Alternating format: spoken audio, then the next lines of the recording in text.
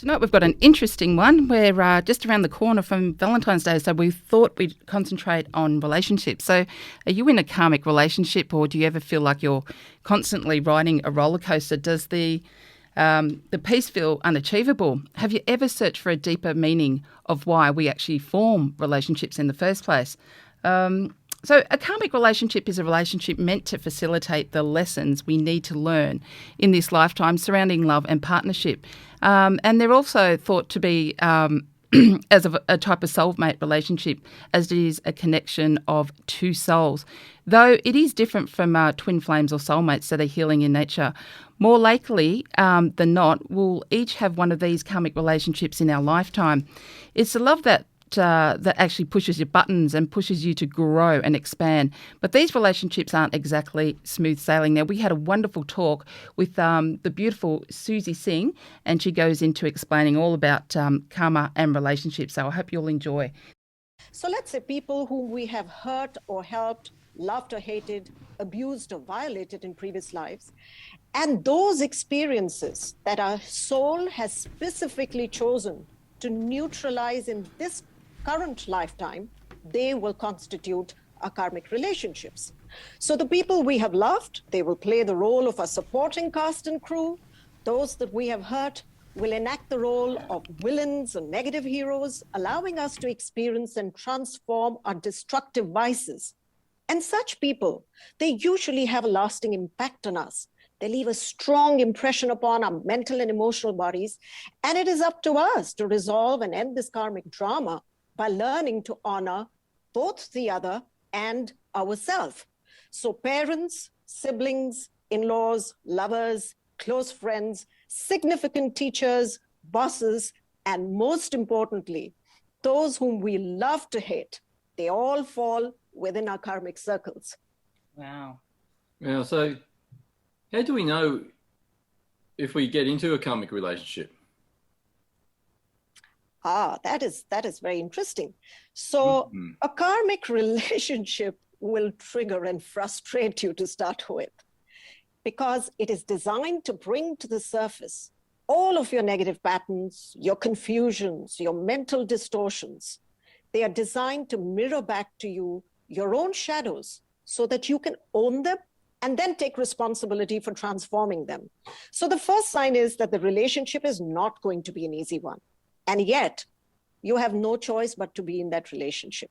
So let's say it could be an arrogant boss that you dislike for various reasons, but your circumstances may not permit you to quit that job. So when you first encounter someone that you have a karmic relationship with, you may feel a strong attraction or a disturbing uneasiness or tension in their presence. And, the interesting thing is, there is no logic to your feeling because you know nothing about them. But this is a kind of karmic recognition.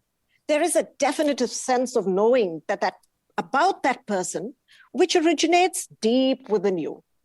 So what you're feeling, you cannot ignore it.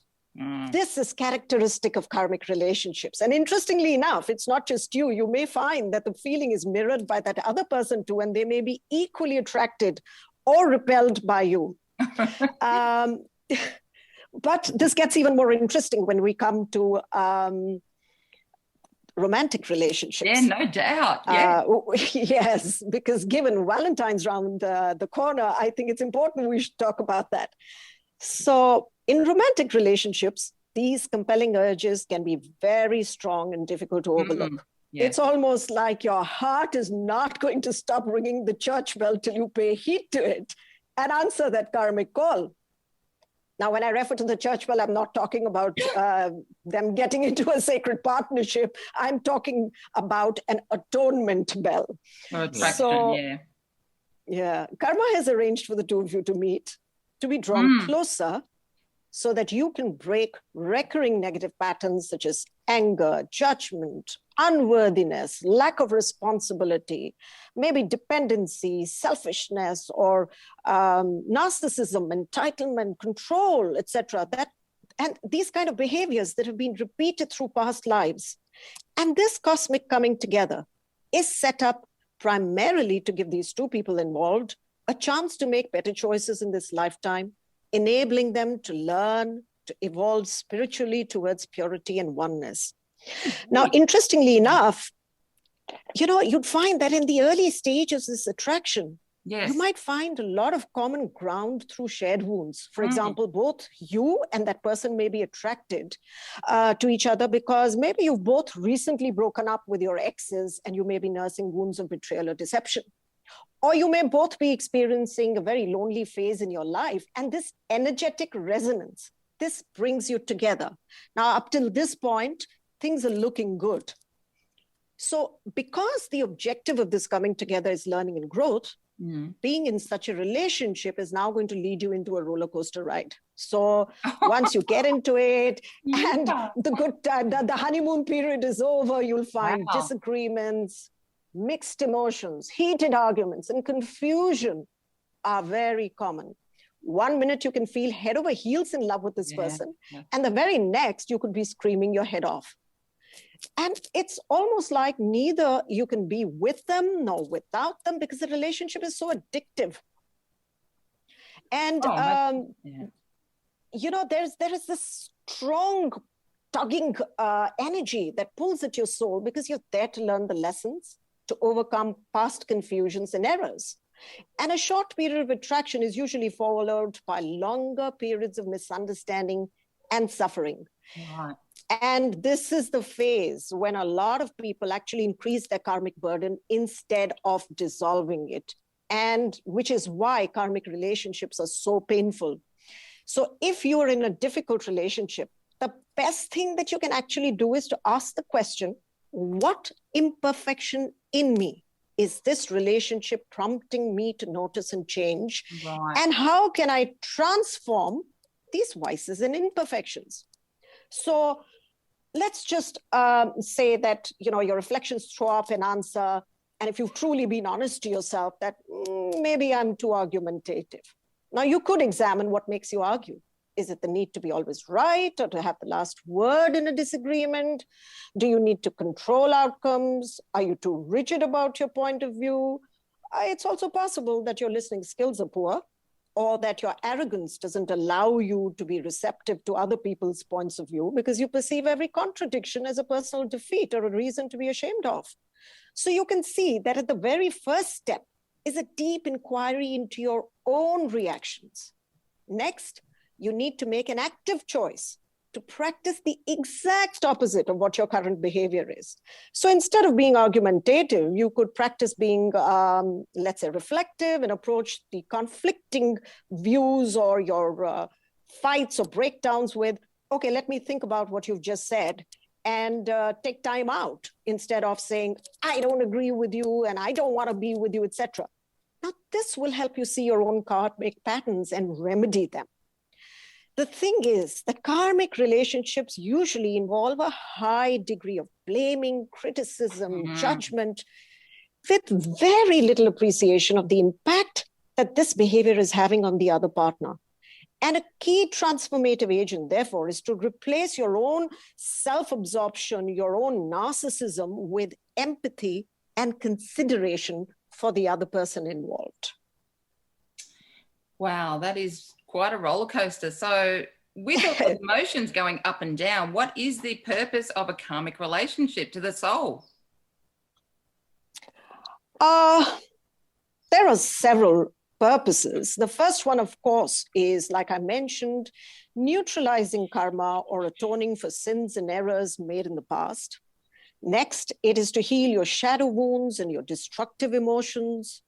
Also to teach both the people involved lessons that can lead them towards creating a unity consciousness to start with each other and later on with all of life as they grow in their spiritual journey. It is also important for them to grow and evolve into more sensitive, caring, and empathetic humans. And finally, they need to, through this process, which can be tumultuous and difficult, develop virtues of tolerance, fortitude, etc., that will allow them to honor all of creation. So in essence, it's about breaking negative patterns, learning, growth, purifying their consciousness, evolving, and eventually becoming one with all of life.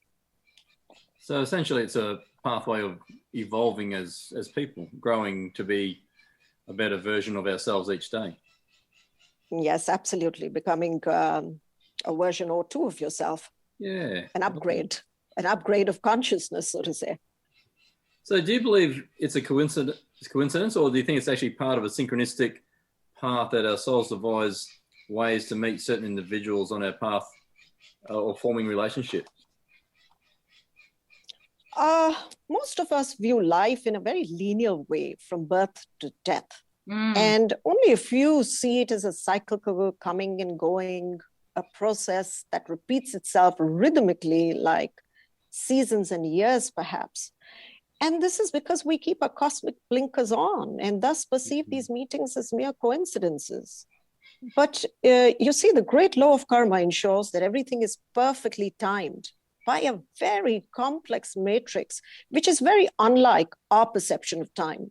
So our clocks determine time in a very unidimensional way. They do, don't they? But in karmic relationships, readiness for an experience determines when the time is right. So a seed which is being lying nascent in your consciousness will sprout when the context is supporting for it, when the environment is conducive for that sprouting. So there is no fixed date on which an event will happen.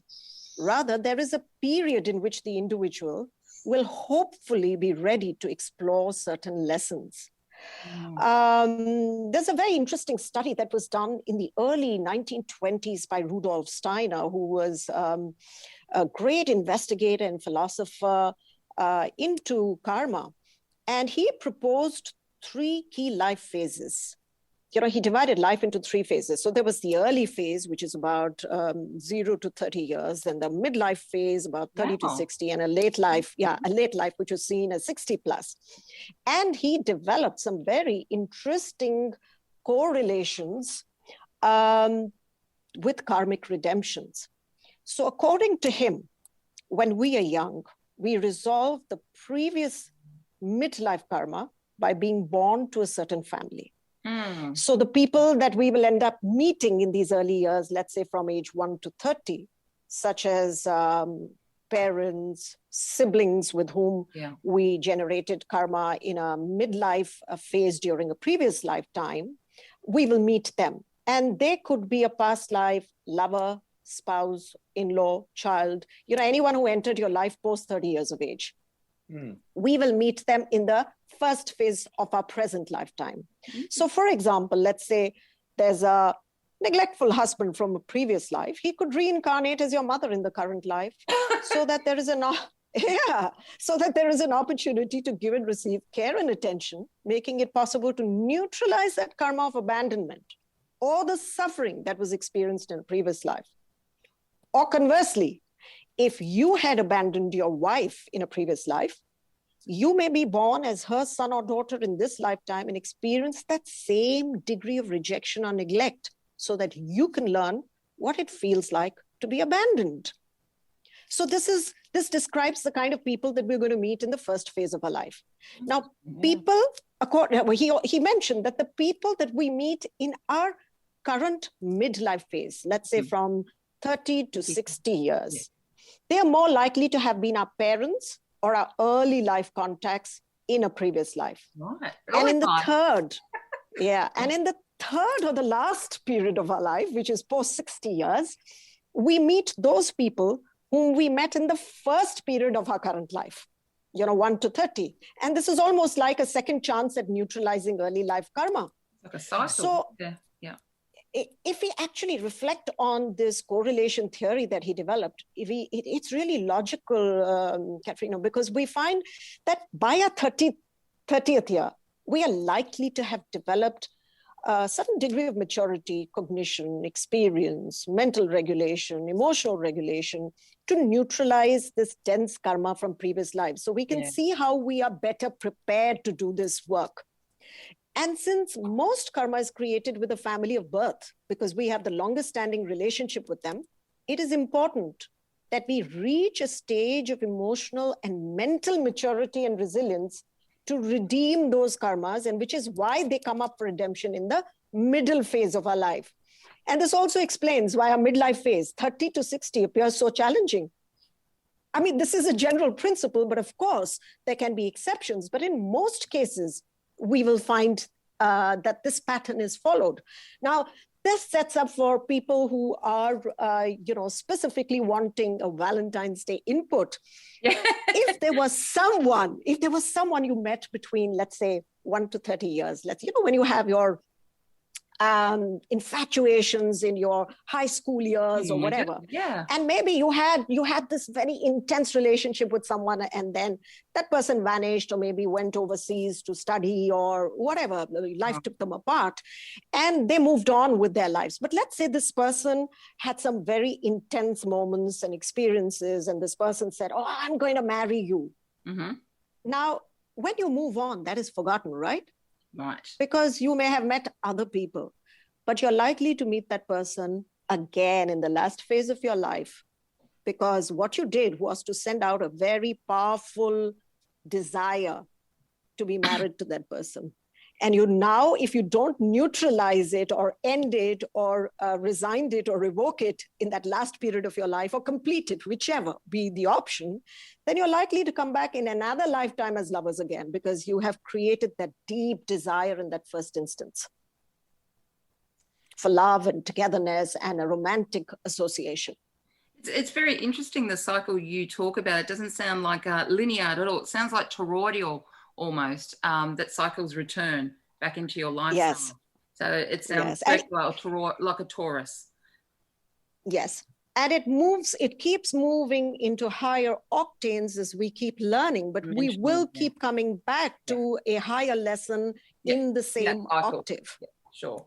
Yeah. Now, when you talk about relationships as well, and karma, are they one-sided? Is it always two-sided for the relationship, two karmic relationships coming together, or is it to suit one particular individual and their karma?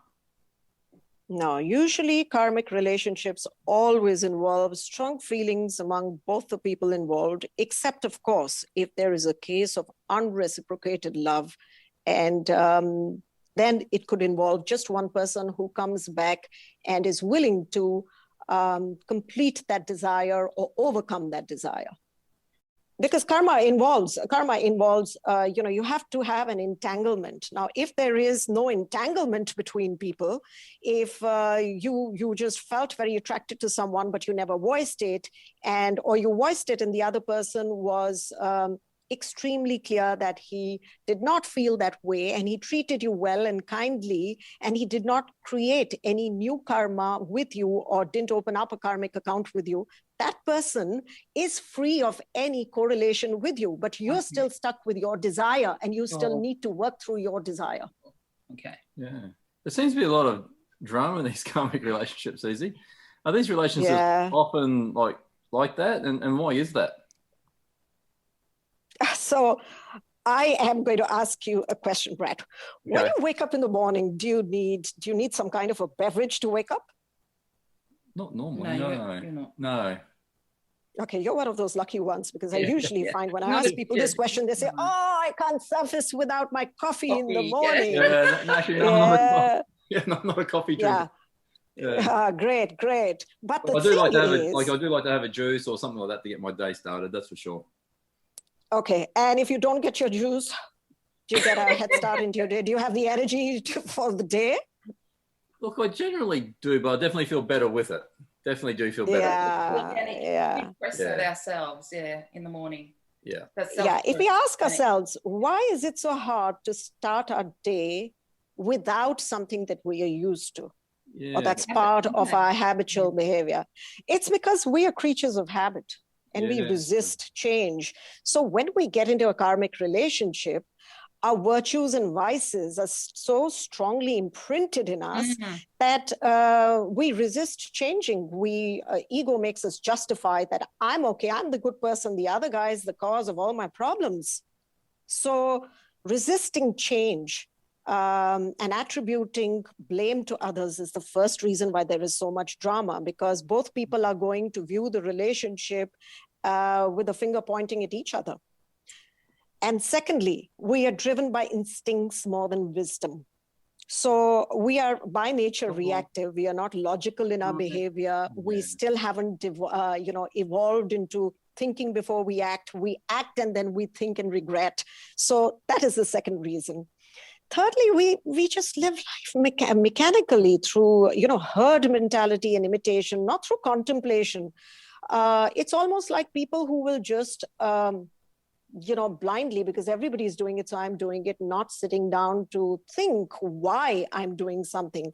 And it was very interesting. I was speaking to my husband yesterday, who mentioned to me that, this whole idea of 10,000 steps to fitness. Oh, yeah. How did this whole thing start? It's just somebody who was developing an app and in Japan, and they realized that 10,000 steps in the Japanese language looked like a walking man. And therefore, he created this whole idea about 10,000 steps is the perfect for fitness. And the whole world blindly imitated it, followed it, and they're wearing their sort of fitness watches and apps and measuring 10,000 steps. They're not sitting down to question or to contemplate or to listen to their own bodies and say, does 10,000 steps tire me out? And it's only today that scientists are discovering that it's actually 7,500 steps, and any steps more than that does not give you a positive payoff. So that's what I mean, that we live life mechanically. Yeah. And the same applies to karma and our response to our life and our relationships. And the fourth is that we can't learn when we are in protection mode, because the learning mind shuts down when we feel unsafe. So whenever we are feeling threatened in our relationship, when there's argument, there's blame being ascribed to us, we go into that protection mode and we respond from the instinctive mind, not the wisdom mind. Now, I'm sure you can see why there's so much drama in relationships that challenge us and require us to learn. Because it does require a level of self-awareness, doesn't it? And a self-accountability to, as you step back from all that finger pointing, the blaming, the, I'm not wrong, you are type behavior, doesn't it? Yes, a lot of objectivity, a lot of self-awareness, a lot of the ability to witness ourselves and really to own our shadow self. I mean, how many people are actually aware or willing to accept that they have a darker side to them? Most of us like to believe, oh, I'm really good. Yeah, that's true. We find it very difficult even to confess to our own selves that maybe I have a darker side too that is unpleasant. We're so terrified of facing our shadow. The comment I've got to make now, though, is that if someone's in an abusive relationship, though, and there's lots of red flags at the start of a relationship, should they really stay in one, just to sort out their karma? Absolutely, because if you don't stay in it, the karma is going to chase you through the relationships. So the faces will change, but the abuse is not. Right. Now, maybe if you're in an abusive relationship and you reflect on what is it that I need to learn, maybe you are allowing that abuse. Okay. Maybe you're too passive. Maybe what you need to learn is to stand up for yourself, to draw a clear boundary, to say no, and you don't know how to say no. Maybe that's your karmic lesson. Yeah. Okay. And maybe in that karmic lesson, saying no is actually leaving and being strong and believing in yourself. Yes, and if you can't renegotiate peace, or you can't renegotiate new boundaries, or they are not respected by your partner, then it's time to leave. But you can't flee it without learning to stand up for yourself. You can't vanish without giving an explanation or working through it. Because otherwise the karma, I guess, just repeats itself in the next relationship or in the next relationship.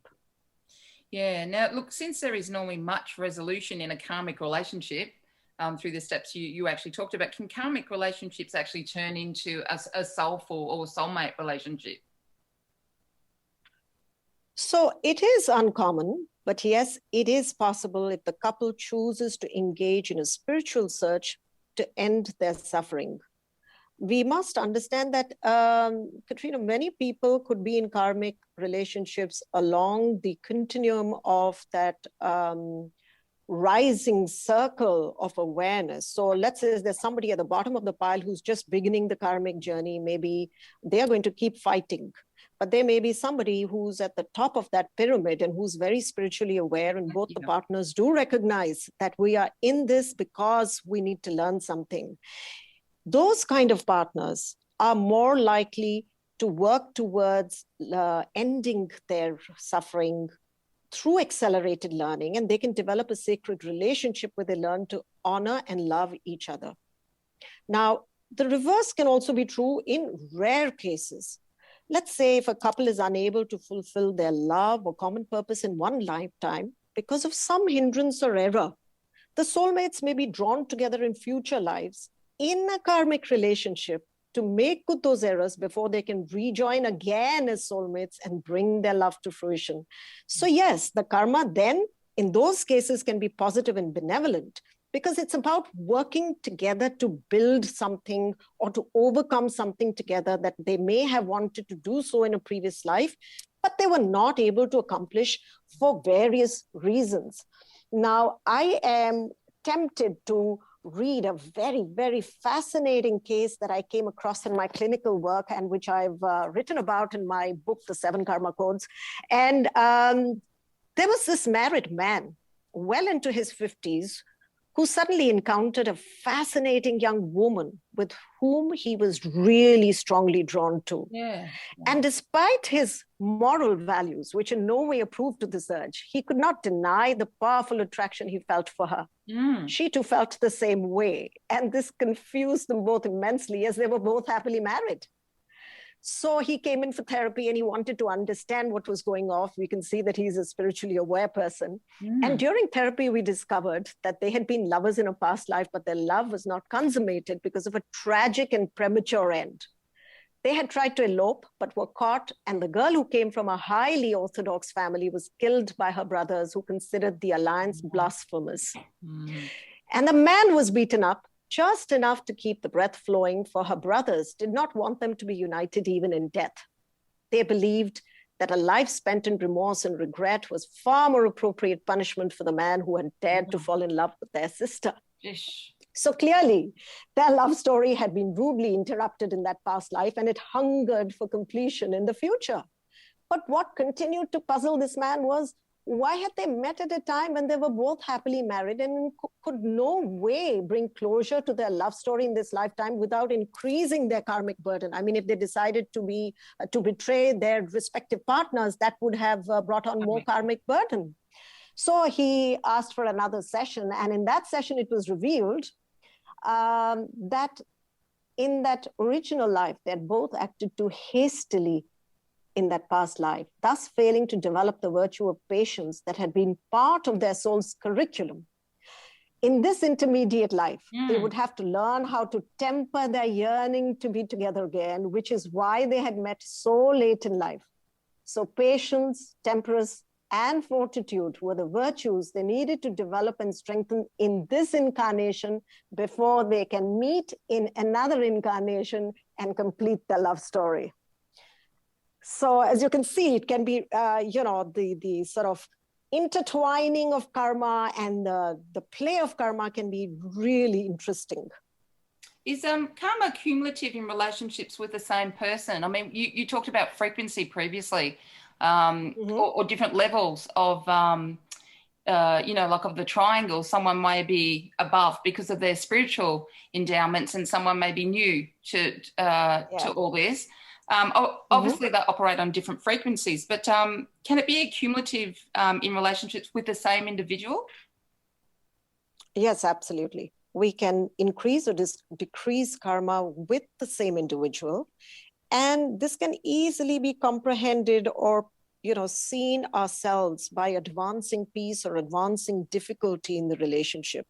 So if things are getting better between those two people, if communication flows more easily, if there is less drama and breakdowns, then they know that the karma in that relationship is decreasing and they're dissolving and burning the karma. And this, of course, it only happens when people are at the top of that pyramid, because it requires both of them to move at a similar pace and to be at a similar spiritual frequency. But Frequently, this does not happen because the individuals advance at different paces, depending on their soul's evolution. And in such cases, one person may move on faster than the other. And the one who remains trapped in the recurring pattern, he or she will continue to suffer until that lesson is mastered. Right. So it is absolutely key that if you are in a difficult relationship, you need to strengthen your abilities to listen, to understand, to let go of the need to control, to be in acceptance of what is unfolding for you, and to drop a feeling of entitlement or expectations if you want to fast track your suffering.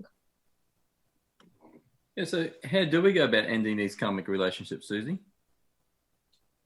Brett, the relationship only ends when you have learned all that there is to learn. So learning happens speedily only when there is self-reflection, understanding, tolerance, acceptance, and forgiveness. These are very, very important. On the contrary, it can lead to more complexities, more entanglement, and the creation of more toxic karma if the relationship is approached in a very reactive and mechanical way, which involves a high degree of destructive emotions. And I'm sure you'll agree with me that most of us, we look at our relationships in a very, very mechanical way. We are very mechanical in relationships. It's not so easy to bite your tongue when you want to say and make a nasty remark. And so it needs a person needs to have a lot of spiritual will and inner practice to be able to do this. For an example, let's say that you're feeling very unloved in a romantic relationship, and yet you cannot let go of it. There may be several lessons that you need to learn here. One is you need to learn to honor, love, and respect yourself. Two, like I mentioned in the example of the abusive boundaries, the abusive relationship, you could need to set up stronger boundaries with your lover and stop being okay with that emotional or verbal abuse. Three, you could become more emotionally self-reliant. So take on some spiritual practice to make yourself, strong from within. Four, renegotiate the rules of that relationship and stick to your revised boundaries. And five, if he does not comply with those renegotiated terms, you end the relationship, you forgive him, and then you move on. Now, this last aspect of forgiveness is very, very important, because if you do not forgive the other, and deep inside there is a desire for revenge, or the feeling that, he should experience the agony that he's put you through, or you feel angry about the way he treated you, the karmic entanglement does not end. Because while you have learned the lesson of self-love, you have now set up a new lesson of forgiveness in that very relationship. You have harbored the desire for revenge, and that desire or that thought or that mental curse that you have for him has created a new karmic entanglement. Yeah. And you also develop emotional cords that still bind you, because, love and hate are two ends of the same continuum. So it's important to remember that karmic laws aim at unification. Hence, unless one reaches a state of natural detachment, of complete letting go in any relationship, you will not be free of that karmic entanglement. That's absolutely amazing. Yeah. Suzy, what about relationships that are very peaceful, very loving, and don't have much, what can you say, ups and downs in them? Those are like the pleasing shade or the restful oasis in an otherwise scorching desert trip to this incarnation. Scorching desert. Because true. I mean, can you imagine? I mean, we're getting burnt in these relationships. The sun is hot. It's bright, it's clear, and still we want to keep our eyes shut and not notice the lessons. But when we have these very positive and loving relationships, people we've loved in our past, they're going to come back and they are going to give us love, care, respect, support, because the payback is going to come to us regardless. So what we give out is going to come back to us. And these relationships are the ones that we cherish, the ones where we can really advance our spiritual growth in tremendously, because once again, they happen either in, maternal relationships of deep love, or they will happen in spiritually advanced relationships where we are ready to now give up even the positive karma. Because see, karma has a ladder. First is at the base are those people that we've hurt. Then karma's next level is those that we have loved. We have to learn to let go of that too, because even that is creating credit accounts. There's no neutrality. And from there, we have to go to being neutral, which is the place where we have absolutely no karma, or we are free of all karma because we've become unified with all of consciousness or all life or all humans, and we love everyone equally. So we don't probably get birthed again at that stage. Yes. No, we might still choose. We have a choice there to come back as an educator, as a teacher, as a guru, as someone who leads the path for other people and helps them walk that journey too. So Brett was talking about how you end a karmic relationship. Are there any steps for the listeners out there to follow to allow individuals to get over an ex, maybe? Because some people linger on, with a want or desire for their ex-partners. Yes, and again, they are extending their own suffering. I think the first thing to examine is it a breakdown or is it a breakup? Because these days, what I find with young couples is that, in the earlier generations, couples would develop maturity, let's say, in their 20s. Now we find that people in their teens, in their 30s, are behaving like teenagers. So it's not strange to find people in their 20s and 30s actually having a bad fight and then going and blocking them from all kinds of social media and throwing a tantrums.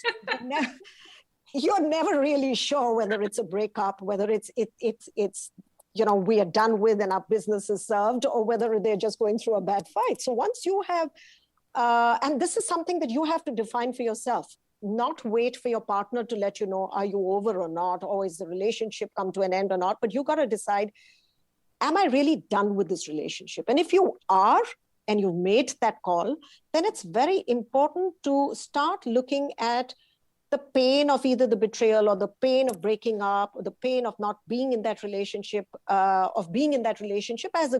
opposed to moving on. And you will notice that if you are able to focus your attention on that, you'll see that whatever you needed to learn there, you've learned it, and it's time for you to let go. Mentally accept that it's over, and then focus your attention on the hurt. Now, this is usually a technique that we use when we want to get over addictions in psychotherapy or in hypnosis, and we want to get over any addiction to substance, let's say cigarettes, when we imagine, the cigarette is morphing into a snake or whatever. So it's important to, whenever this person's image comes into your mind, morph him into a demon or whatever else you want to stay away from, so that, you can let go of him more easily. Yes. And once you've gone through that process, then you start your grieving process of losing whatever habit there was in that relationship of being in touch with each other, of texting each other very frequently. And you'll have to go through those 5 stages of grief, which is the denial, the anger, bargaining, depression, acceptance. Just go through that entire process. And yes, you will feel sad as you do that, but it's okay. There's nothing wrong with feeling sad. This is a stage that you have to be careful about. A lot of people actually go back into the relationship at this point because they're feeling sad and they think that sadness is equal to love. It isn't. It's a natural process of letting go. And there's this other thing, which is your mind will make up stories about how happy that person is. And you'll think that he's having parties and he's gotten over the breakup so easily and he's meeting other women and he's done all this other stuff. And that is just, imagination. It's fearful imagination. It's just going to make your life harder. So when your mind is making up those stories, it's important to say, cut, select all, delete. I am not going to go there, and I'm not going to harass myself anymore. The next thing is, don't personalize the breakup, because this is when you will start blaming yourself and saying, oh, what could I have done to stay in the relationship? What could I, did I really do something wrong? Was I mean? Was I too quick to walk out, etc.? You've made your call. You spent time pondering over it. Now you just need to look ahead of you and not backwards. So the important thing is cut all communication, so there is no scope of being going back into or falling back, regressing into the bargaining stage again. And the way to do that is engage with life, move on. So it's important to have something that keeps your attention focused. It could be a job, something in your career. It could be something new you want to do. It could be learning a new skill, joining a new art class or a dance class or whatever else that you want to do that keeps you engaged with life and keeps your creativity and joy flowing through you. So these are broadly the 8 steps that people need to embrace if they are in the process of getting over an ex. And they are in your Karma Code book, so which is a bestseller internationally. So well worth visiting, the Karma Codes by Suzy Singh. Now, Suzy, just to reiterate as well there, will this be a good stage for the person to actually write down why they broke up, or the characteristics, what they didn't like about the person, to remind them when they're feeling like that, like they're missing up or they want to go back, why they broke up in the first place? I think that is an absolutely excellent idea. And I do mention to people that they must do that reflection, because when you actually start writing down, you go deeper into your reflective mind, and it reminds you to not fall trap into the similar situations going forward. Now, a lot of times people do this mentally, this exercise, but I love your suggestion that it should be done in a written way, because writing it down and actually putting it, pasting it up on the inside of your cupboard, which you open every day, and remind yourself, I'm not doing that. So the next time you're getting into a relationship, it's like a good brush up for you to say, if I'm headed in that direction, I am not going on my next date with this fellow. Well, it just reminds you about the pain that you went through, and it wasn't always happy, and fun and joyous relationship. And it just reminds you why you actually broke up in the first place. Absolutely. And I think that's an absolutely wonderful suggestion, and one that I'm going to include on my list now, that not just mentally, but write it down. It's worked for my Thank you for that. Yes. Yeah, so once you've developed a relationship with individuals, Suzy, is there residue left over in your blueprint? Very much. And not just one kind of residues. There will be many kinds of residues. And I'm going to just go through this list, because I think this is a very important one. A lot of times I have people who come to me and tell me that, I've done everything to get over my ex, and I'm still thinking about him. And why is that happening? So I want to explain this a little bit. Suzy, can I just go into also, because of that residue that's in your blueprint, and it sets out a certain frequency, will you attract a certain person because of that as well? No. The frequency is determined by what you have learned in the relationship, and how you've, in your knowingness, in your understanding, in your spiritual advancement, your consciousness will vibrate at the level of your understanding or knowingness, or your experience has taught you. But what happens is that you will actually not attract a new person. So a lot of times you could have done the work, but you will not attract a new lover or a new person because of these residues in your blueprint. And you keep wondering, why is it I'm not meeting someone? And that's happening because you've not cleared the residues. So if you are stuck and you've done the work and you're still wondering, why am I, off and on, this person's image might pop up in your head, or you might have a dream about him at night. Why is it still happening? Because I've done everything. It's because you've not cleared the residues. So the first is that when you were in the honeymoon phase of your relationship, there may have been some dreams or fantasies or imaginations that you had talked about together. You may have thought, a lot of people rush into this discussion about, when we get married, we'll build a home and we'll go to this place, or we will go on a holiday to Iceland or whatever else. Now, those dreams or fantasies or imaginations, they're held like thought forms in the auric field. And that's like a command to the universe to make it happen. Then there may be strong images of and memories of good and bad times you've had together, which might flash through your head. Maybe sometimes you go to a restaurant where you've been with that lover before, and suddenly you can't help it. Just this flood of memories comes back at you because that image is in your aura and it is attracting this memory. Or there may be contracts made in emotionally intense and charged moments, like I'm going to marry you no matter what, or I'm never going to leave you. And that becomes a contract that you have with that person. And now you've decided to leave him, but there is a conflicting contract in your energy field which says, I'm never going to leave you. And so you need to void that contract. Or there may be curses or abuses that you may have hurled at each other during a fight. And, one of the two may have threatened you saying, I'm never going to let you go, no matter what. And so what happens is, firstly, there are all of these residues hanging in your auric field. Then you also have psychic cords that permit the flow of energy between these two individuals. Yeah. And if one person hasn't gotten over, then he might still be fantasizing about you, and he might still be seeing you in the relationship with him, and he will start vampiring energy from your field. I've had people who woken up, and if they've had sexual intimacy, woken up and said, it is so ridiculous because I'm over this person and I dreamt that we were having sex last night. And it's not because you desire it, but because that other person is still connected to you with a psychic cord at the sex chakra, and he is probably fantasizing, which is why you're dreaming about it. That dream is bringing to your awareness, it's time to cut the cord.